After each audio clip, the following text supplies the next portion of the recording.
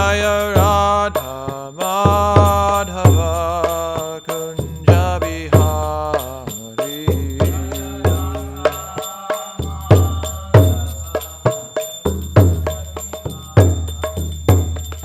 Gopi Jana Vallabha Girivaradari.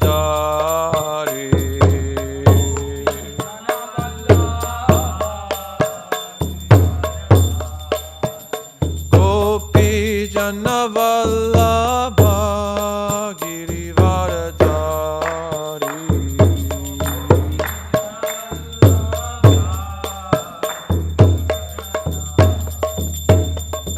Yashoda Nandana Vraja Janaranjana.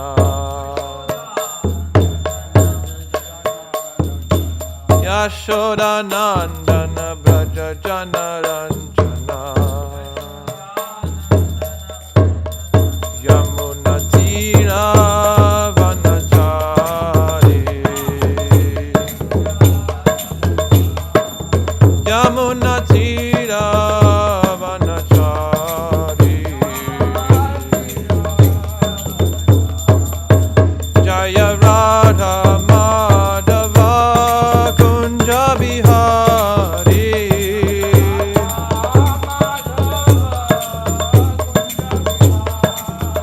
Jaya Radha Madhava Kunja Bihari.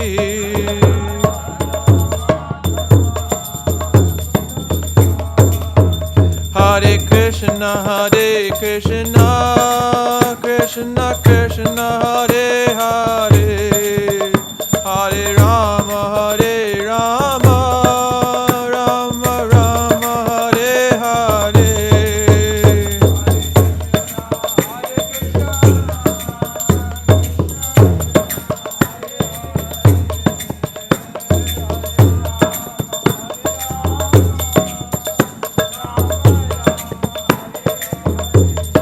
Hare Krishna, Krishna Krishna, Hare Hare, Hare Rama,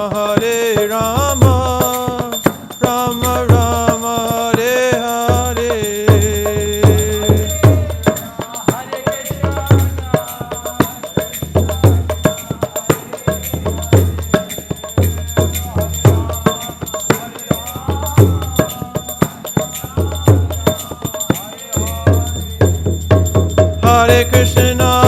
Hare Krishna, Krishna Krishna, Hare Hare, Hare Rama, Rama Rama, Hare Hare.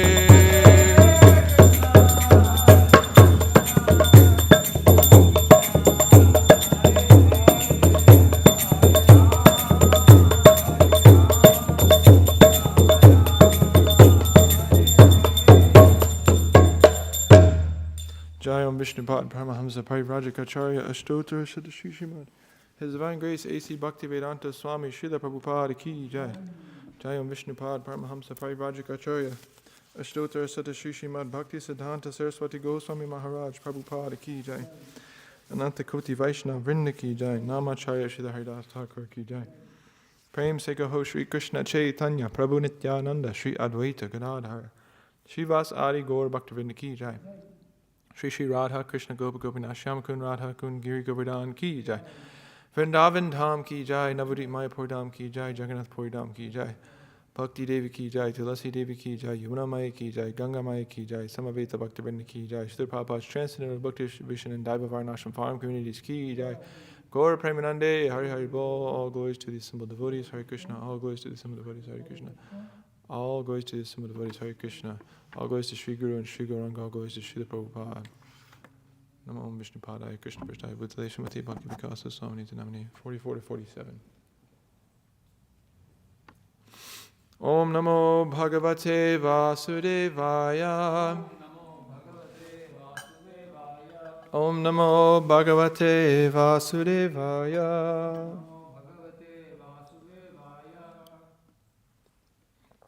Om Namo Bhagavate Vasudevaya.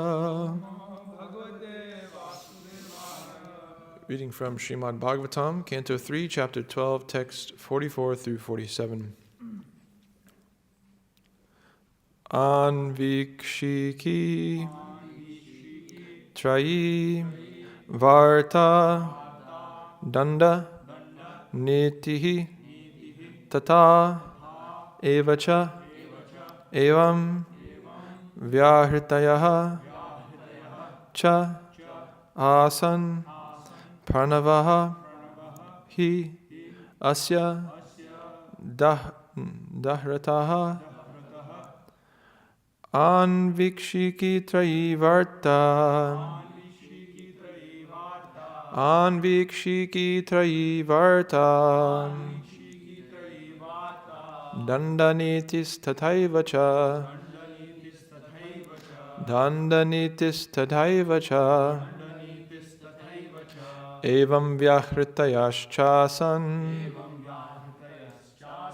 Evam Vyahritayaschasan Pranavo Hyasya Dahrataha Pranavo Hyasya Dahrataha Anvikshiki Trayivarta Dandanitis Tathaivacha Evam Vyahritayaschasan Pranavo Hyasya Dahrataha Anvikshiki Trayivarta Dandanitis Tathaivacha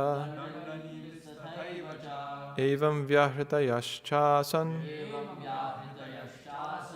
Pranavo Hyasya Dahrataha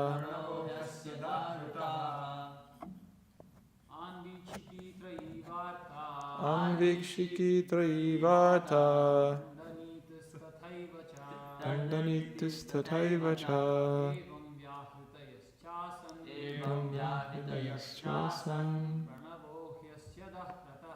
Pranavo Hyasya Dahrataha Anvikshiki Trayivarta Anvikshiki Trayivarta Dandanitis Dandanitis Tathaivacha Tathaivacha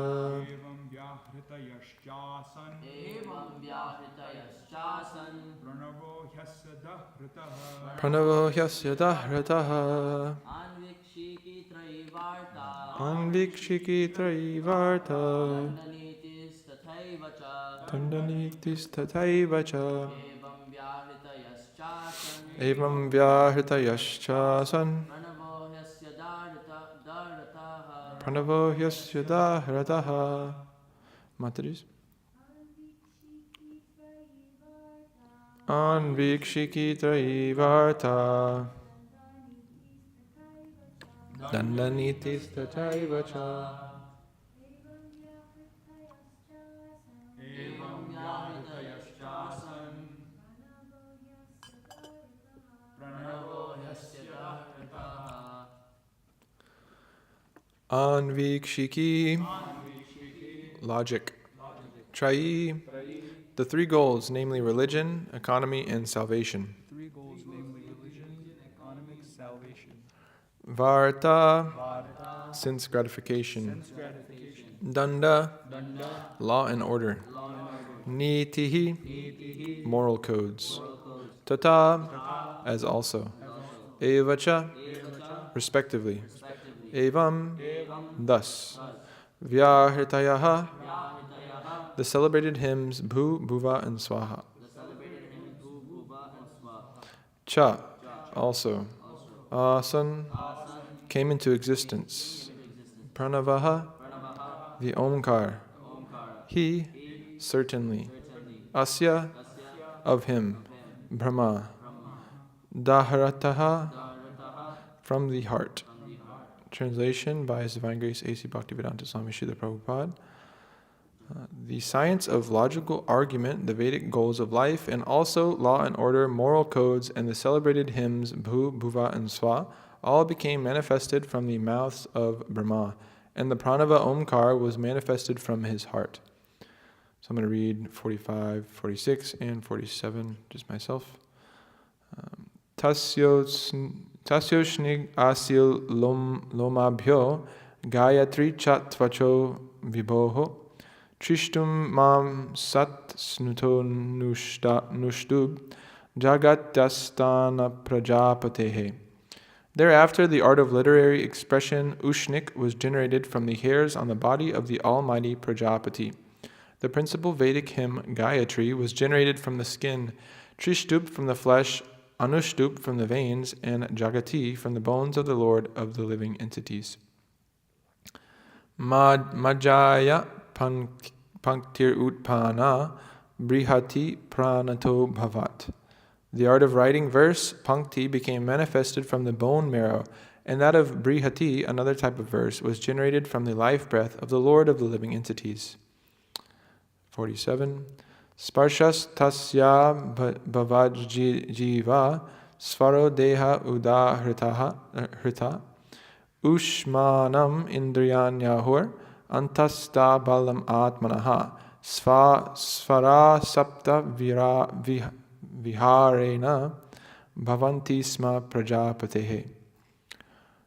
Brahma's soul was manifested as the touch alphabets, his body as the vowels, his senses as the sibilant alphabets, his strength as the intermediate alphabets, and his sensual activities as the 7 notes of music.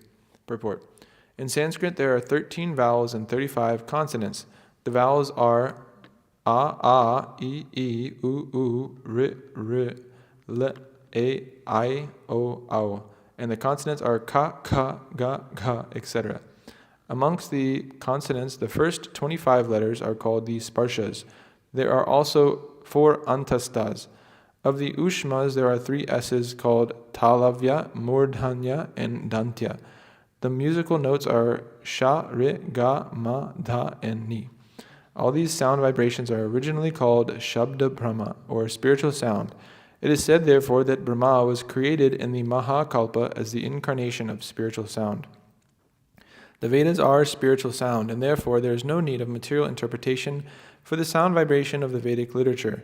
The Vedas should be vibrated as they are, although they are symbolically represented with letters which are known to us materially. In the ultimate issue, there is nothing material because everything has its origin in the spiritual world. The material manifestation is therefore called illusion in the proper sense of the term. For those who are realized souls, there is nothing but spirit. Om Jnana Timirandhasya Jnananjana Shalakaya Chakshur Unmilitam Yena Tasmai Shri Gurave Namaha Shri Chaitanya Mano Bhishtam Stapitam Yena Bhutale Svayam Rupa Kadama Hyam Darati Svapadantikam Vandeham Shri Guru Shri Yutaf Padakamalam Shri Gurun Vaishnavamscha Shri Rupam Sagarjatam Sahagana Raganatam Vitam Tam Sarivam Sadvaitam Savadutam Parijana Sahitam Krishna Chaitanya Devam Shri Radha Krishna Padan Sahakana Lalita Shri Vishakamvitamscha Hey Krishna Karuna Sindho Dina Bandho Jagatpate Gopesha Gopika Kanta Radha Kanta Namostate Tapta Kanchana Gaurangi Radhe Vrindavaneshwari Vishabhanu Sute Devi Pranamami Hari Priye Vanchakalpatarubhyascha Kripasinubhya Evacha Patitanam Bhavanebhyo Vaishnavebhyo Namo Namaha Nama Om Vishnupadaya Krishna Prishtaya Bhutale Srimate Bhakti Vikasa Swaminiti Namane Nama Om Vishnupadaya Krishna Prishtaya Bhutale Srimate Bhakti Vedanta Swaminiti Namane Namaste Saraswate Devi Gauravani Pracharine Nirvishesha Shunyavadi Paschati Deshatarine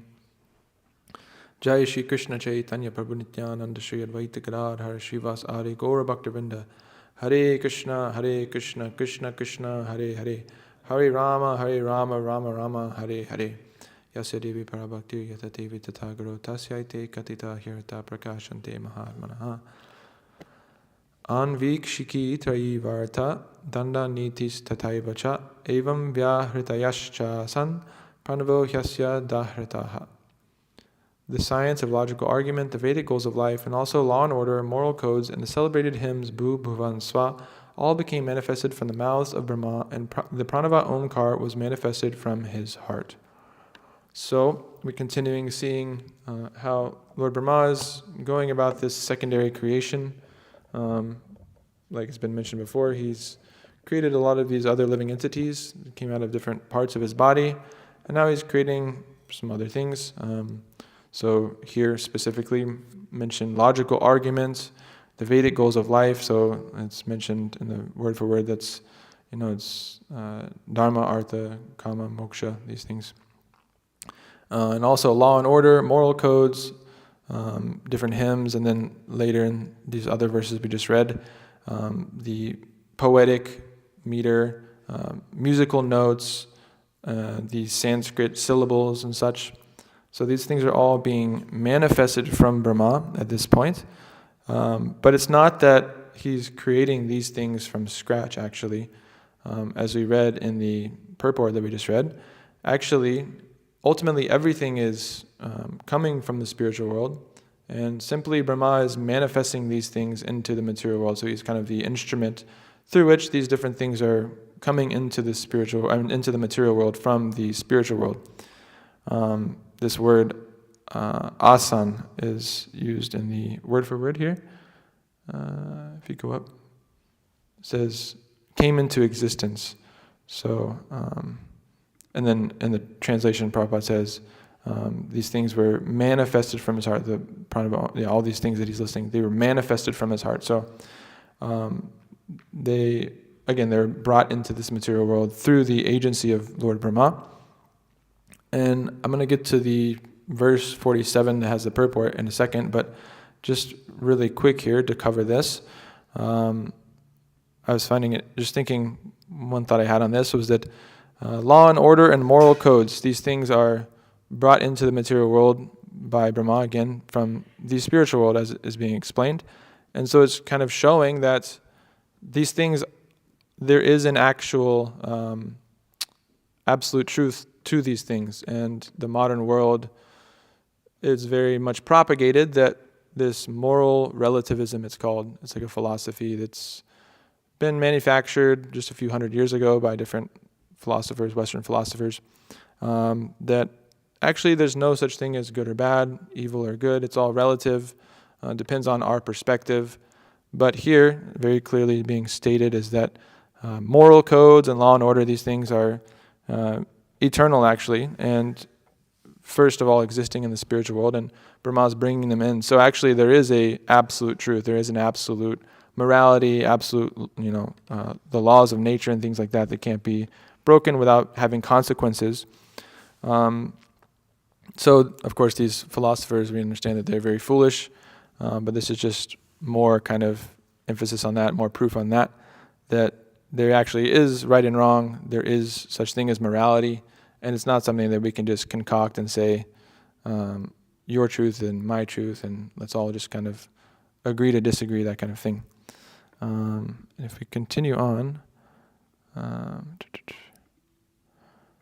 one kind of other thought I had with this was that we're kind of talking about all these different things being manifested from Brahma. Now we have literary expression, so we're getting some different like arts, right? Writing, poetry, and then and the 47, I think it says musical notes. So we get music, poetry, all these artistic expressions, and they're all coming from these different parts of his body, and it sounds really, really kind of far out if you think about it. Like, again, something that we're not able to really conceive of, but it just really makes me curious what that actually looked like when it was happening. It must have been like really interesting to watch that play out, or for Brahma to experience that himself, that these things are coming out of these different parts of his body. It's quite fascinating, actually. In the Brahma Samhita, you said? It's explained like that? Or? There's a painting. Okay, interesting. So yeah, we'll go ahead to text 47 now. Oh, you're there. Okay, great. I'm just going to reread the translation. So Brahma's soul was manifested as the touch alphabets, his body as the vowels, his senses as the sibilant alphabets, his strength as the intermediate alphabets, and his sensual activities as the 7 notes of music. Okay, so yeah, it's getting into a little bit more technical things about the different vowels and consonants of Sanskrit. I'm definitely not an expert in that regard, so I'm not going to dive into that so much. One thing that I will mention that's kind of tangentially related to this, I've been trying to learn more about Sanskrit because Mahota Prabhu was speaking to me when he was here, the importance of learning verses and these kinds of things. And there's something in, I think it's from Chanakya Niti that one should learn one verse a day, and if you can't learn one verse, you should at least learn one line, and if you can't learn one line, you should at least learn one word. If you can't learn one word, you should at least learn one syllable. So it's very much emphasizing that importance of learning and memorizing verses. And then I also was reflecting on when Mukunda Datta Prabhu was here, and he said this, that he was asking, does anybody know this verse? Anybody know this verse? And nobody knew. Vishnu knew all of them, but then none of us knew it. And he kind of, called us out and said, you should learn these verses because Gyan will save you when it's needed. When you need it, that Gyan will be there. That remembering these things and you be able to see through the eyes of Shastra is very important. And so, anyways, I've been interested in learning some more verses and going about it. And Mahotsa Prabhu actually, again, to his credit, he pointed out a method to me that this is kind of more practical advice, you could say, for devotees here, that a method for learning these verses is I found pretty helpful so far. I've only done it a little bit, but if you go into you just basically take the Sanskrit, the transliteration, you just paste it into ChatGPT and you say, you're a Sanskrit grammarian expert. Please give me a full breakdown of every single word. And so we have the word for word here in the Bhagavatam and Bhagavad Gita and stuff, but many of them are most of them are compounds. You have the prefix, the root word, and then the suffix. And so they all have different kind of meanings and stuff. And, for many devotees, maybe that have Indian background, they may know some of these languages and such, and it's maybe more natural for them. But from a Western perspective, it's definitely helpful to see just what every single small section of each word means, and it breaks it down really nicely. So then you can learn verses. And Mahotsa Prabhu was pointing out the fact that if you learn in that way, actually the word for word, and really understand the meaning of the words, then you'll remember it for life. Whereas if you just try to recite it, just kind of parrot it and just learn the sound of the verse, and you don't know the word for word meanings, and you just kind of memorize the translation and the Sanskrit without the word for word, then eventually you'll lose it. So that's been quite interesting and helpful for me. So that's kind of what I'll cover in terms of this part of the purport, talking about the Sanskrit grammar and such. So the point here is that all these sounds are being manifested from Brahma, and this Sanskrit, all these different syllables and such, Prabhupada makes a point, all these sound vibrations are originally called Shabda Brahma, or spiritual sound. So again, as I mentioned at the beginning of the class, all these things that are coming into the material world through the agency of Brahma are ultimately spiritual, and that's their origin. And we understand that this material world is like a reflection of the spiritual world. Everything in this world is there in the spiritual world in its real form. But we see here that this sound vibration is very much being emphasized in this particular verse. That this sound came in, and again, it's originally spiritual. And it's said, therefore, that Brahma was created in the Mahakalpa as the incarnation of spiritual sound. So, again, we see the very first, at the beginning of the material universe, what happened was Brahma was there alone, he didn't know what to do, and then he heard a sound vibration, tapa. He heard perform austerity, so he from that he understood, he was receiving instruction, and he performed austerities, and then through that very first sound vibration, he was able to ultimately come to taking darshan of the Lord, and then get the knowledge required for him to go about what he's doing now, which is this secondary creation. And the very important point, of course, is that the Vedas are spiritual sound. Therefore, there's no need of material interpretation. So, as has been being discussed in previous classes, Mitravan Prabhu is explaining that the Vedas, they're spiritual sound vibration, and the qualification to chant the Vedic hymns is not something that almost anybody is actually qualified to do in this day and age. You have to be a brahmana and all these different things. And if you're not qualified to do it, and you go ahead and do it anyways, actually it has the opposite effect. So there's a lot of, you could say, restrictions or rules around chanting these Vedic hymns. And so almost nobody in this day and age is qualified. But of course, we understand that we have a way around this, and we have something actually much better than that, which is the holy name, chanting the names of Krishna. Hare Nama, Hare Nama, Hare Nama Eva Kevalam, Kalanas, Devanas, Devanas, Devagatir Anyata. That Lord Chaitanya has come to give this spiritual sound vibration from the spiritual world, and the holy name, which is contains all the whatever benefits you could say you get from chanting different Vedic hymns and all these different things that you can chant in Sanskrit, all the benefits that can come from all these different things, and more. And the benefits that you might get from, again, chanting different, doing different yagyas and different fruitive activities, fruitive rituals and stuff, in order to be elevated to the heavenly planets, or whatever, even attain liberation and such. The benefit that comes from chanting the holy names is so much far superior to that it's not even like comparable, where you can say, oh yeah, chanting Hare Krishna, you get all of that and a little bit more. But actually, that little bit more, that love of God that is achieved through the chanting of the holy name, is infinitely greater than all this dharma, artha, kama, moksha, all these things that you can achieve through fruitive activities. And so it's not even comparable. It's not even actually really appropriate to say that, oh, it's like that, but you get a little bit more, or it's like you get everything and more. But actually those things, dharma, artha, kama, moksha, the enjoyment of the heavenly planets becomes completely insignificant, just the most insignificant thing, just like an ant compared to Lord Brahma or something like that. All the greatest, material opulences and enjoyments become completely just moot. They become completely useless to one who has attained this love of God. We see that in the story of why am I forgetting his name? The boy that went to the forest, and Dhruv Maharaj. He went to the forest, and with the idea of attaining some material opulence, a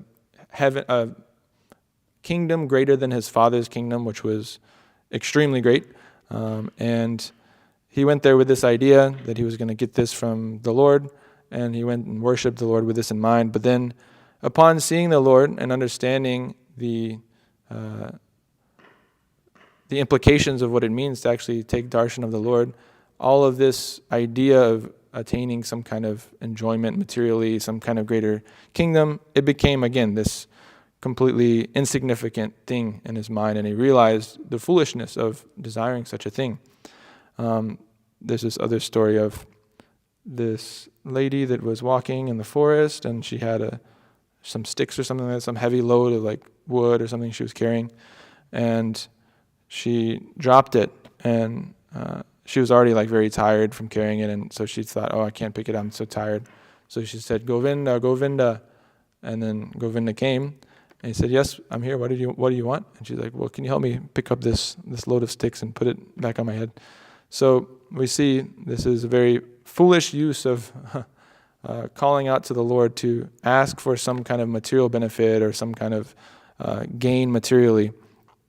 Again, as Dhruva Maharaj understood, I've made such a mistake. I've wanted this thing that's for my own sense gratification, this very nice, kingdom. But as soon as one sees the Lord, all of these desires and material, propensities get cleared out from the heart, and one understands their true position as a servant of the Lord, and they come back to that, and they realize the uselessness of chasing after any kind of material opulence or material gain.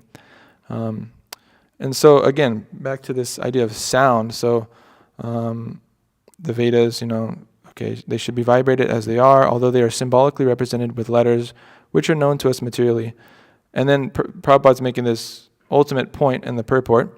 The ultimate issue, there is nothing material because everything has its origin in the spiritual world.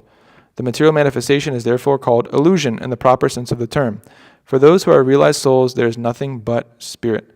So we see, of course, this Pandita Samadarshanaha, Bhagavad Gita 5:18. I just have it pulled up here. The humble sages, by virtue of true knowledge, see with equal vision a learned and gentle brahmana, a cow, an elephant, a dog, and a dog eater. So there's actually many different verses throughout Shastra and Bhagavad Gita that talk about how the self-realized person, they're equipoised, they see all equal with an equal eye, they're indifferent to happiness and distress, all these different things, these dualities of this world, you could say. And because they're seeing, again, through the eyes of Shastra, they're seeing that everything actually is spirit.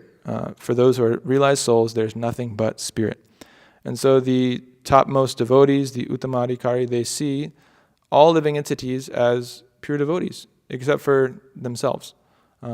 And this is a very, again, hard to comprehend, hard to imagine kind of thing, that someone could see the world in such a way. I mean, how do you see someone like the President of the United States as a pure devotee, and that the Uttamadhikari sees that they're all serving Krishna? So this is a very incomprehensible thing, because in one sense, you could say they're not actually actively engaged in serving Krishna, but again, that's the vision of the topmost pure devotee. So then, of course, we understand that the Uttamadhikari has to come down to come down, not actually coming down, but appear to come down to this level of Madhyamadhikari, where they can preach and they're distinguishing between those who are actually serving the Lord and those who are, conditioned and Maya and serving their own senses. But again, as Prabhupada's saying here, for those who are realized souls, there is nothing but spirit. So they understand actually, ultimately, that everything is spirit. And even, as we're saying, the Vedas are coming into this material creation through Brahma here, this Shabda Brahma, spiritual sound is coming in. But also we can understand that, the living entities have come into this world as well, but we are Tatashta Shakti, we're marginal potency, so we are spiritual. I mean, we're spirit ultimately. We're not made of matter, but we're on this marginal thing where we can either go, identify with our true nature of spiritual nature, or we can identify with matter and become conditioned. So ultimately, though, we understand that we are spiritual as well. And then even the material nature itself, Prakriti is also an energy of the Lord, right? It's material energy, and it's, you could say it's distinguished from spiritual energy in that it's temporary and, full of ignorance and all these kinds of things like that. But still, it's something that has actually been produced by the Lord. So we can understand that, yes, the living entities within this material world, the material energy itself is also an energy of the Lord. So it's actually quite simple to come to the understanding that, everything is spirit. But then it becomes a question of, can we actually experience that ourselves? Can we actually realize that ourselves? We can theoretically understand it all day, but until we come to that understanding, and like it's said here, this Pandita Samadarshana, can we see all these different kinds of living entities as equal? And not only as equal, but we have to develop the understanding that this humble attitude of Trinada Pisanichena Tarore Basishrana Amanina Manane Dena Kirtaniya Sarahiri, that we see ourselves as very low and fallen, and we give all respect to other living entities. And how far are we from actually experiencing that? How far are we from actually making that a practical realization in our lives? So that's there.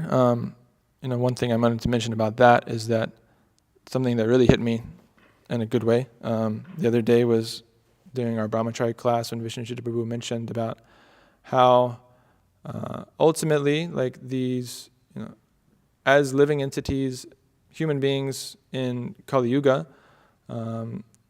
actually, it's extremely, it's almost like a fluke, actually, that we're even in this position, because at least myself, coming from such a sinful background and just having unlimited sinful activities, we talk about how in one day, the average American commits enough sinful activities to go to hell for, countless amounts of time, really.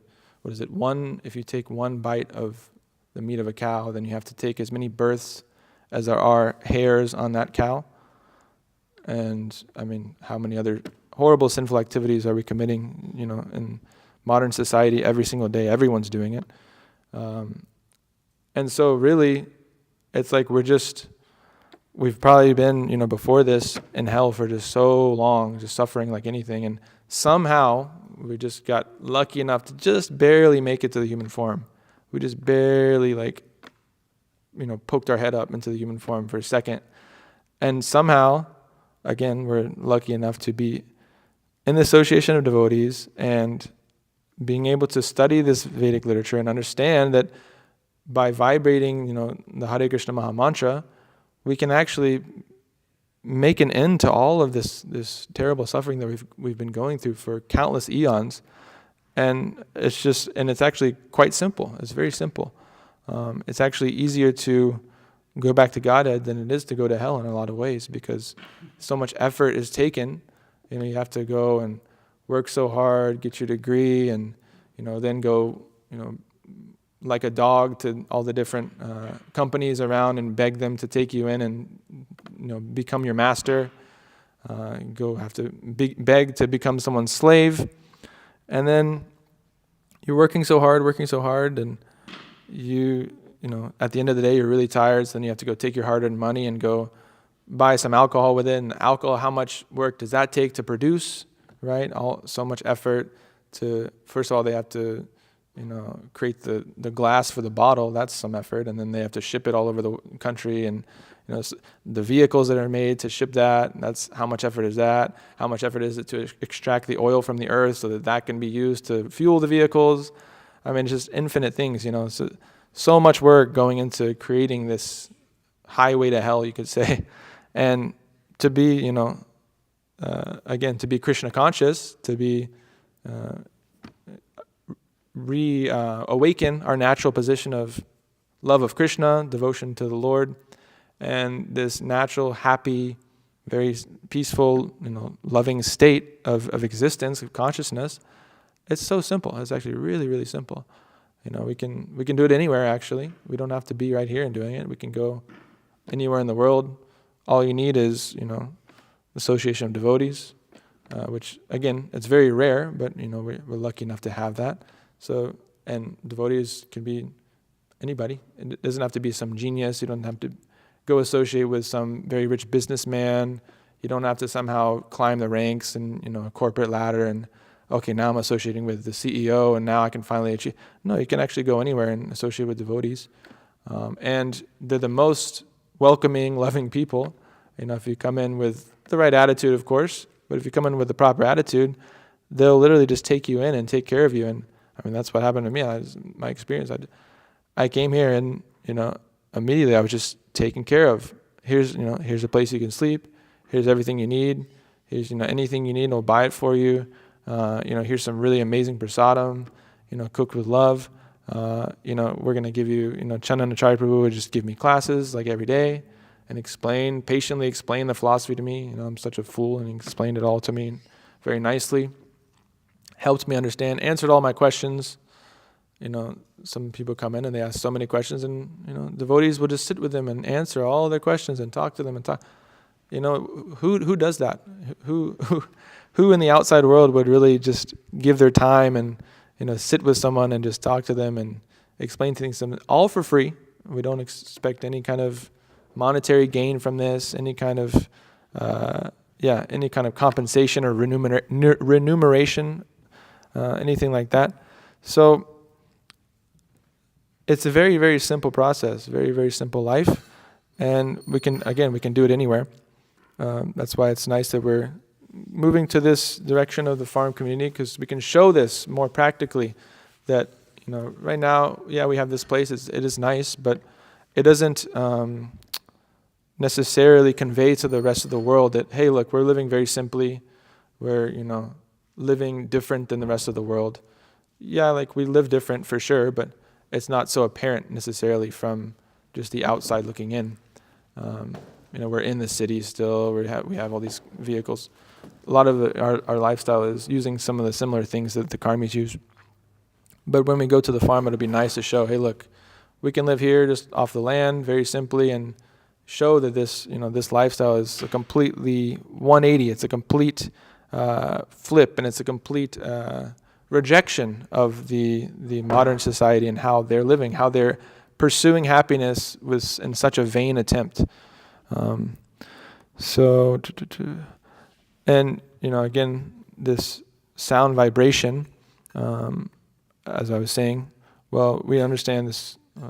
Golokera Prema Dana Harinama Sankirtana, that this Harinam Sankirtan, the holy names of Krishna, has descended from Goloka, from the spiritual world, from the topmost spiritual planet, and this is the Prema Dana, the Prema, so the love of God, the Dana, the wealth, this wealth of love of God has descended, and again, the wealth of the karmis is money, women, wine, meat, all these things, having, a big nice house, boat, all these kind of things like that. But the wealth of the devotees is much different. And to any, again, materialist that comes and sees our situation, they might think we're living in squalor or something like that. They might think, oh, this is such a shame. And that's what many, parents of devotees would say. They're ruining their life. They're spoiling their life. They should be making money. They should be becoming somebody in the world and building up their material assets. This is the purpose of life. What are they doing? They're purposely becoming poverty-stricken. And I think Vishnu was saying this. It's almost like can be compared to like slavery. It seems like we're like slaves to the spiritual master, and oh my gosh, they just have to do what they're told. This is horrible. But the wealth of the devotees is, as we say, the Shikshashakam na dhanam na janam na sundarim. We don't want wealth. We don't want, a very nice birth. We don't want a beautiful wife, all these things. We don't want the adoration of the public. That's not our wealth. This is the wealth for the materialist, the karmis, but the wealth of the devotee is this Harinam Sankirtan, this chanting of the holy name. And again, kind of reflecting on the luck that we've found ourselves in this situation where how long have we spent in, abominable species of life, living, just full of fear, full of anxiety, full of suffering, just birth after birth after birth, being cast into these, lower species of life due to our, horrible sinful activities. And somehow, we've achieved this human form of life through the mercy of the Lord. And now, we're able to actually chant this holy name. It's just, I don't know, I've just been really kind of reflecting on that, how mind-blowing it is. How mind-blowing it is that, we came just perfectly in the time when Prabhupada had just come and, his books are all here. Everything is here for us to go back to Godhead. And all we have to do is take advantage of it. But yet, we still don't want to do it. But yeah, this sound vibration, it's so amazing. I mean, anybody actually, we had some boys come the other day from Georgia Tech. They just kind of showed up. They were saying that I don't know what they were doing. I mean, they kind of were like thinking about life and talking, what's the purpose of all this? And they come from Indian backgrounds, Hindu backgrounds, so naturally it seems like they just kind of found us online, Googled, oh, is there a temple? Maybe we can go to a temple and see, because they were talking about, well, they were asking about this painting of Mahavishnu and, what is like the creation of the universe, and they were saying, like, what's the point of doing all these things, like going through school and all this? They understood. Okay, they're starting to come to the realization, actually, it's all useless. But they came here, they sat over there, and they only stayed for a little bit, but they're in the japa period, and I gave them some beads, and we just chanted one round. And I remembered, we used to do this in Athens too, every program, we would chant one round with everyone there. And for some reason for me, when I'm chanting my rounds, 16 rounds, much of the time it's more like, okay, I have to do this, let's just do it. It's not like really attentive and really like thinking about the good fortune I have to do such a thing. It's really, really it should be the center of our lives, is chanting those rounds and chanting in kirtan and hearing from the Shastra and such. That should be the center of our lives, not that that's just, okay, let's get that out of the way so that we can go do some other things. And, yeah, our service is important, but it should be focused around that we're hearing and chanting. That is also service, and it's the most important. It's Shravan Kirtan, the first two things that we should engage in devotion. These are the first two limbs of devotional service, and we come into devotional service through these two things, hearing and then chanting. And so anyways, these boys were here, and we chanted that around, and I felt like, wow, this is really awesome. Because when they came, I had one round left. And so I was like, okay, well, I'll just chant my last round with these boys. And we chant, when you chant with someone new, you chant slower. And we just all chanted in unison together. And I said after, I was like, you feel different, right? And they're like, yeah, definitely. And so it's such an actually simple thing because it's so tangible. It's so tangible, the actual potency of the holy name, especially in my experience when I first was new, when I first came in. I remember when I first met devotees in Denver. This must be, almost 9 years ago. And I remember actually the same thing. I went to the temple during japa period in the morning. Just showed up just like these boys had. And it is the exact same experience. I met a brahmachari there, and he gave me beads, and we sat and we chanted together. And I remember that kind of same feeling came back when I chanted with those boys. I was like, oh yeah, this is you can feel, okay, there's something real here. It's not a mental concoction. This is not something that's just been made up. And otherwise, how are we doing it? How crazy must we be if it really was just made up, that every single day we're chanting it over and over and over again, just chanting Hare Krishna all day, and feeling, there's some feeling there, maybe not full on, ecstasy or something like that, but there's some feeling there for Krishna, and some level of, okay, this is the goal of life. Otherwise, why would we again, dedicate our lives to doing such a thing? It's not only that we do it every day, but actually we've taken vows to dedicate our entire life to doing this. And because we understand the value of it, but then the mind can come in and say, well, no, maybe it's not actually so real, and yeah, it's cool, but is it really the real thing? Is this really going to do what it's advertised? It's going to give you love of God, and you're going to be just completely free of all, material suffering and all this. Because the mind is like that. It wants to find a catch. It wants to ultimately drag us back down, because this is our propensity. This is our tendency. Again, as I was saying, coming from our past, our background of how many lifetimes in lower species of life, naturally or unnaturally, but it seems natural, we're being dragged down and down and down constantly. So we have to stay up by the potency of the holy name and by the association of devotees. That will keep us strong. And the very beginning requirement for all this is just a little bit of faith, actually, and that's what those boys had. They came and they had a little bit of faith. Actually, what they did was funny. They pulled in. I was outside. A couple of the devotees were outside chanting, and this car pulled in, and then it left. And I thought, people do that all the time, right? They just turn around in our parking lot. And I was like, oh, there's just someone doing that, whatever. And I even get to, sometimes I'm like, we should stop them from doing that.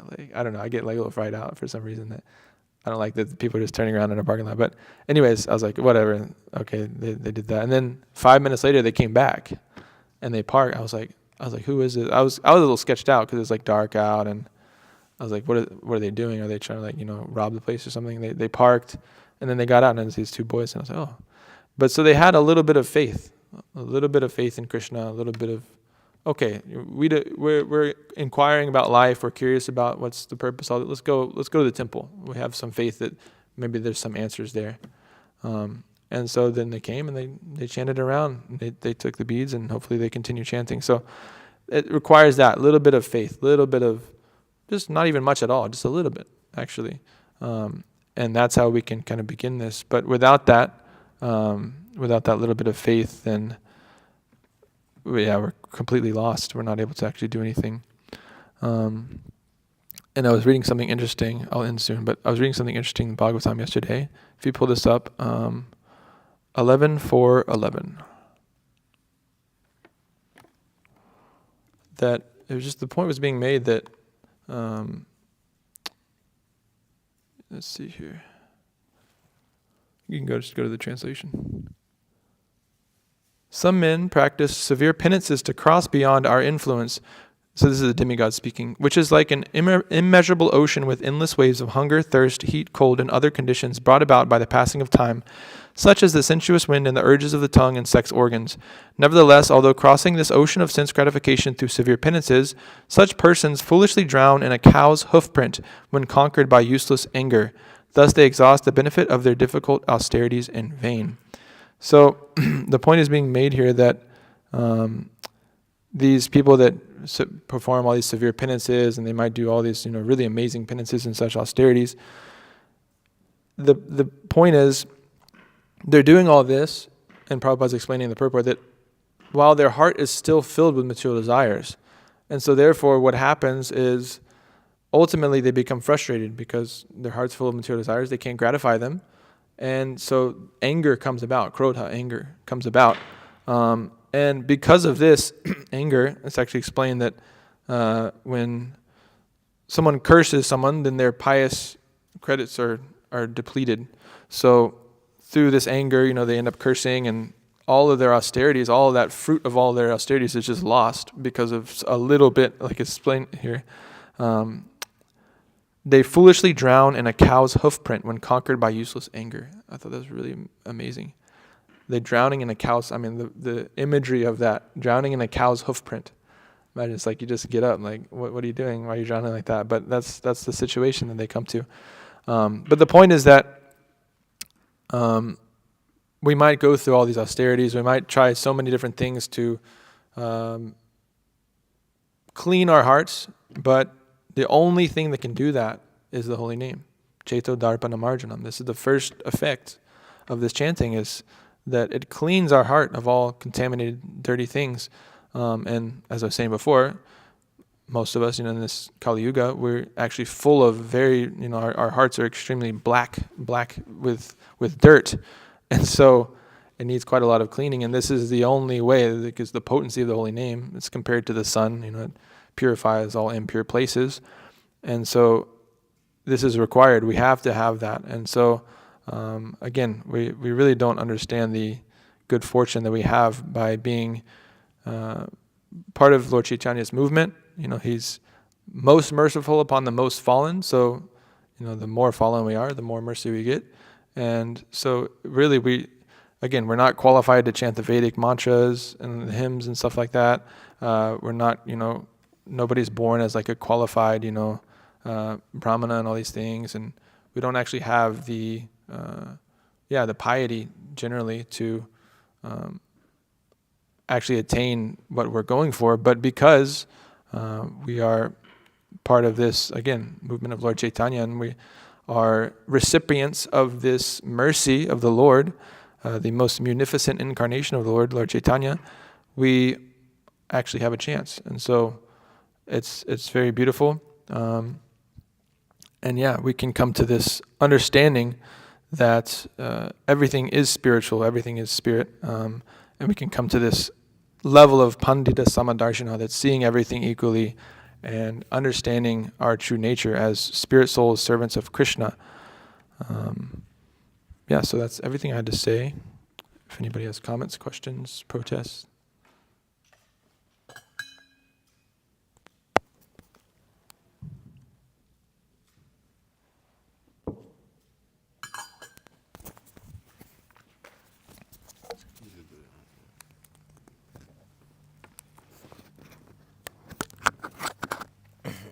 Yeah, you were talking about two things. It's funny you mentioned this verse, but the wealth of the material world, as opposed to the wealth of the devotees, and like just literally just a couple verses ago, in 36 it says, Vidura said, "O great sage, whose only wealth is penance."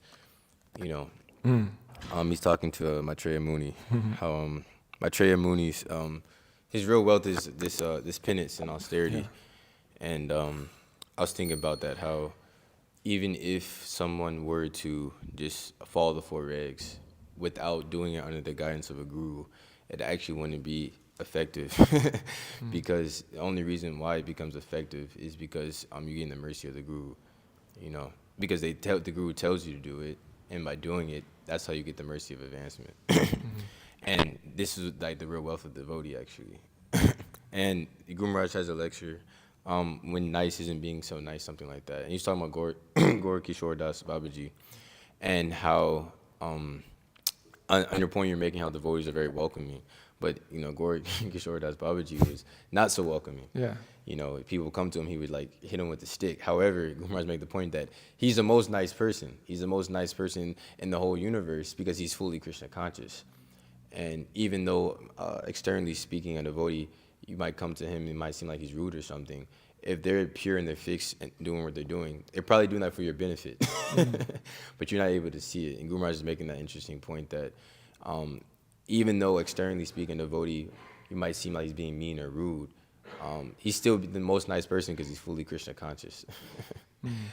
So, I don't know, I just thought that was an interesting point. Yeah. Okay. Anything else? There was, you were mentioning that chanting should be the center of our devotional life, Prabhu. And also that, we don't understand the meaning of chanting. We don't, I'm definitely not qualified, but at least like, there's one lecture of Guru Maharaj where there was one question, I think. Someone asks if they can chant extra rounds. And Guru Maharaj says there are both things, that someone can chant extra rounds even if they are not qualified, but also that we should also consider if we are qualified for this chanting. Yeah, so I thought that was a good point, that consideration of the fact that if we are qualified to chant. Interesting. Yeah. And these reflections are also good. How did you come to that point of reflection that, okay, I've traveled in this material world for so many lives, but here I have this golden opportunity? Because it's easy to take it easy. Easy to take what you said? Take it easy. you know. How did I come to that? Yeah. Well, I'm not completely there. I just try to repeat what I've heard when I'm speaking. But one thing for sure is the number one thing is just being around devotees. I never had these kind of thoughts before I was around devotees, and now I'm having them. So it must be something to do with that. And also, like I mentioned, Vishnu Prabhu mentioned that in the class the other day.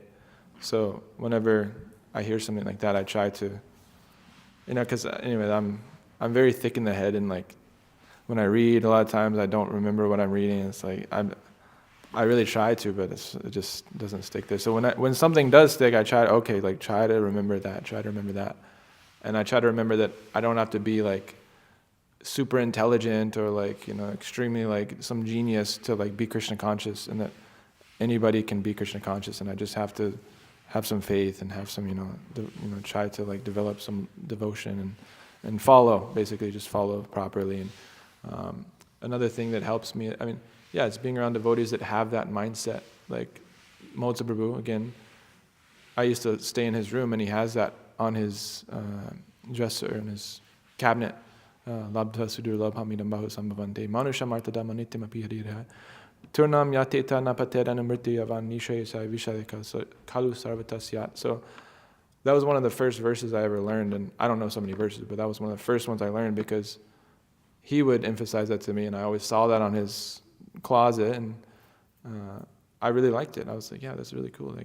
This is after many, many births and deaths, we've attained this rare human form of life, which, although temporary, can lead us to the highest goal of life. So therefore, one who is intelligent, should quickly endeavor for the highest perfection, again, which is available only in the human form of life, because all this sense gratification, all this it's available anywhere, any form of life.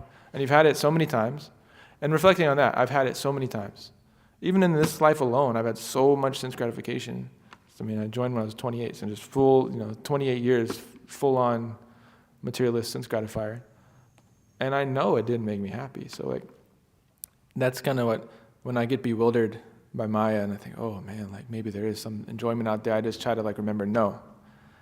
I had so much of it, I did everything, I did everything I could imagine doing.